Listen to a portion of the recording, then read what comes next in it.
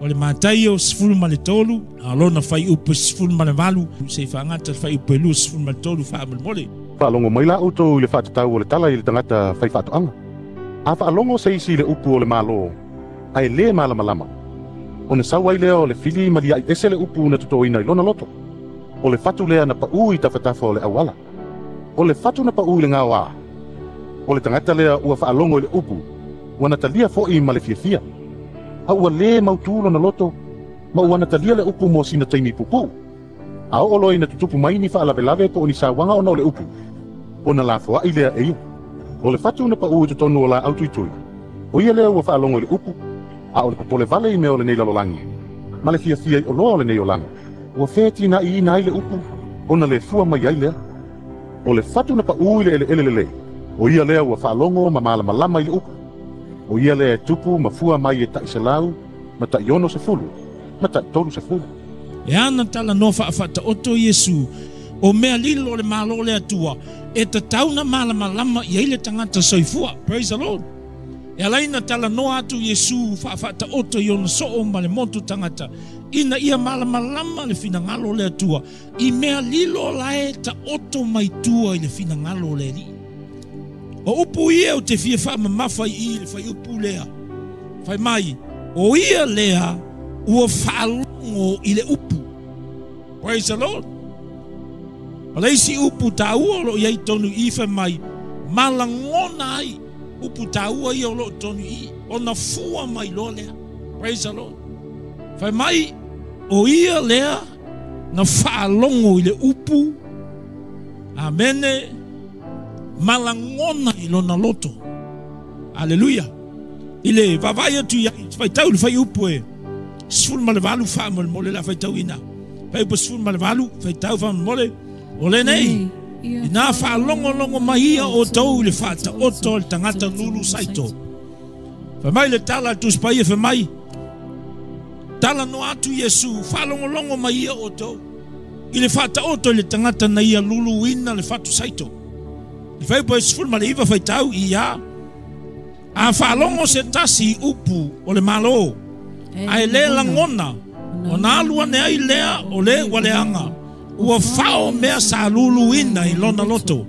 O le mea lea sa lulu ina i le awala.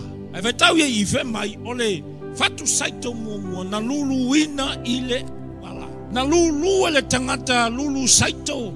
Ia le saito i lungo le awala. Mai ona saula le tangata o lelo o le anga o sa kangi le fatu sa ia upuia. Mai ia fao le. Mai ia fao ina le fatu sa le papifia.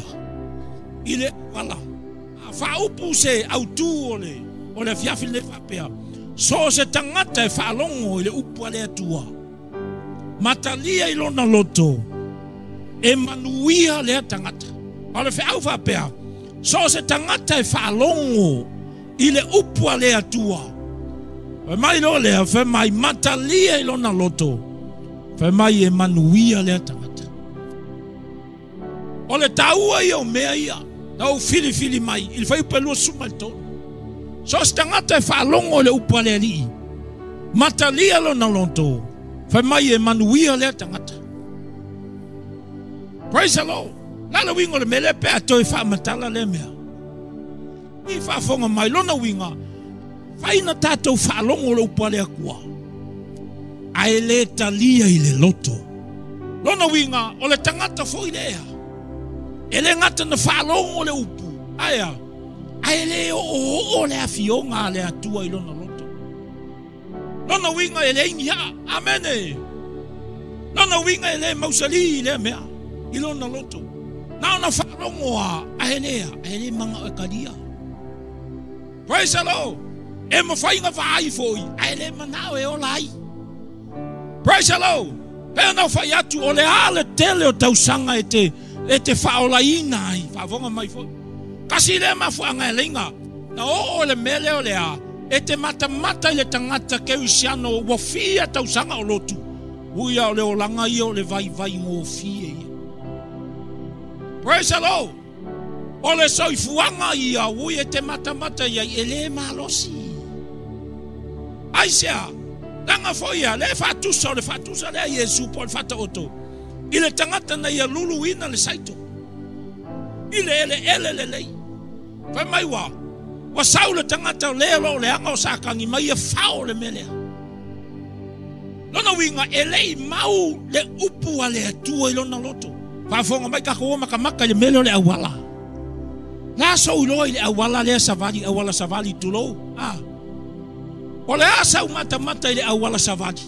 Ai pa ia se fatu po se fasi me ai. Ele banka kia le fasi me ai tulo. Ilungo le awala. Ai lele mai se manu po se mewa. Wapiki ale ngawa. Wapiki manu fo ie inseti manu fetolofi po le loi po le alava. Oi ngai e ka fatu sa yai mantu ole mai Yesu ole awala nga pa ia ile. Pa ia ile le fatu saito. Lalo wingo le mea. A winga nga whaalongoa ai le fia kadia inga. A koe whaupu pe koe wawai se siku. Ole koe ngaka fo ile nga whaalongoa. Ai le manga o iai. Kasi ngā mea ke i le upu ale ri. Amene. Nga whaalongo ai le manga o e ola hai. Kai se mea fo le nga sau e ka whao mai vai. Ai le fia ola hai. Amen. Fakusa ile kangaka le fakusa le saito na pa le awala fema na pa le fatu saito le awala. Awa saule tangata mai a fao le upule fema go fao. Le vatula le fata ita inga mata ile awala e pa ye se fasi me ai. Pe pa fo se fatu ai. La so vai ele leva nga pa a sengia pe piki na le man. Ale fatu sa ele tangata nana whaalongo aia. Ele talia ile loto. Ole ele kako maka le awala. Laso ulo le awala pe a uminga sodi. La lebe wa malo a. Wai malo ale loko.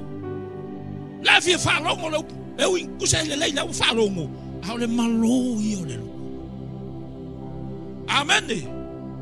Longa winga lala winga ngamea. Se pei ole papa fo ile la kuale upo le ko mafiki mai. Ali fa fonga mai. Ele o se kusi limo le fai fiau. Langa ole fai kaua ko ile upo le ko. Ola la me la fa o ke manga nga me le unika ua. Fa kusa ile kanga kaya. Ole malo ia pei ole papa lo na loto ele fi fa longo se mea. Ali ko e fa fo i ola i se mea fa fonga mai ka ko inga male kalesi. Ko e fa ola se me lungo se awala le ka ko ke maka a uminga soli vai. E lo longa mea. A fa fo ele se awala e soli ale mukia. Ke vai walu ifo ilalo awa malo awa longa awa le ai ma se vao ko ola.